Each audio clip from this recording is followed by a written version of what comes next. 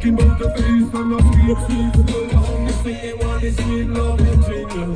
And no arranged marriage, ask courage and no fake ring. A true love is like a blessing for your king. I found the queen of my dream and she's not a fling. আসসালামু আলাইকুম, আশা করি সবাই ভালো আছেন। তো আপনারা বুঝতেই পারছেন যে আমরা থার্সডে নাইট থাকায় বন্ধুবান্ধব মিলে ঘুরতে বেরিয়েছি। তো আমরা এসেছিলাম লালবাগ এরিয়াতে। থার্সডে নাইট আসলে মানুষের বয়সটা একটু কমে যায়। থার্সডে নাইটটা একটা ট্রেন্ড এক সময় ছিল আমাদের লাইফে, আস্তে আস্তে সেটা হারিয়ে যাচ্ছে। তারপরেও মাঝে মাঝে চেষ্টা করি বের হবার। তো আমরা লালবাগে এসেছিলাম। এখানে একটা পাকিস্তানি হালিম পাওয়া যায়, যেখানে গরুর মাংস ঝুরা ঝুরা করে ওই হালিমের মধ্যে দেয়া হয়। তো বাইরে এরকম টোকেন নিয়ে বসে, ওখান থেকে টোকেন নিয়ে ভিতরে আপনার খাবার উপস্থাপন করা হয়। ছোট একটা মার্কেট আছে, এই মার্কেটের ভিতরে এদের বসার অ্যারেঞ্জমেন্ট। এখানে টোকেন নিয়ে দিলে আপনাকে খাবারটা দিবে।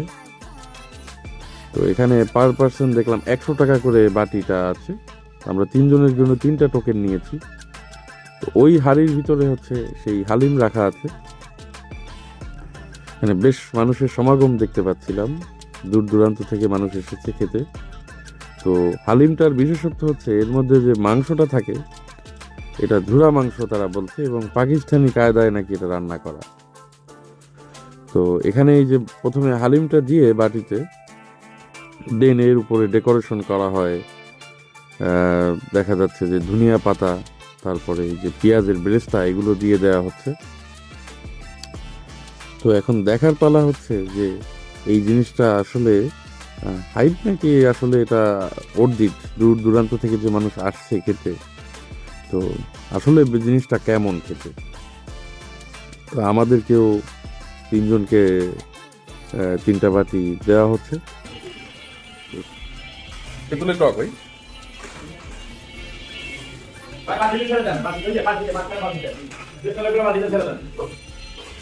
জিনিসটা খাইতে কেমন বলো বলো। আমি আমার চেহারাটা দিতে চাচ্ছি না, প্লিজ আমি রিভিউ দিতে চাইছি।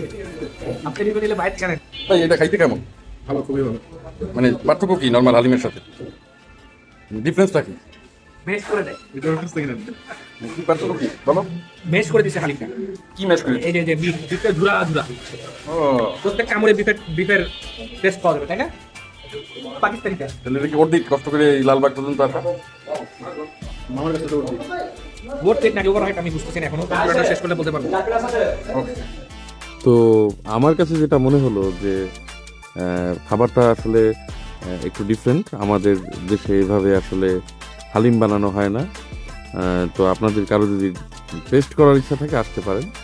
তো শাহি জুস কর্নার, যেটা হচ্ছে লালবাগের যে মসজিদটা রয়েছে, লালবাগ শাহি মসজিদ, সেটার অপোজিটে অবস্থিত।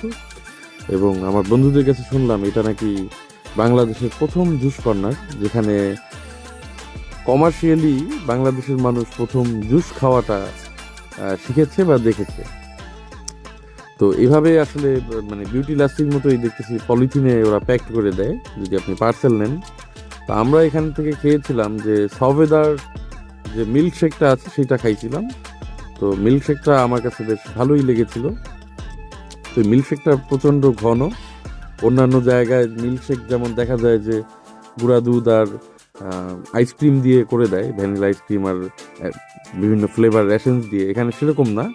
এখানে একদম অথেন্টিক আপনি সবেদার ফ্লেভারটা এখান থেকে পাবেন। তো সবাই মাঝে মধ্যে এরকম বেরিয়ে থার্সডে নাইটকে উপভোগ করতে পারেন।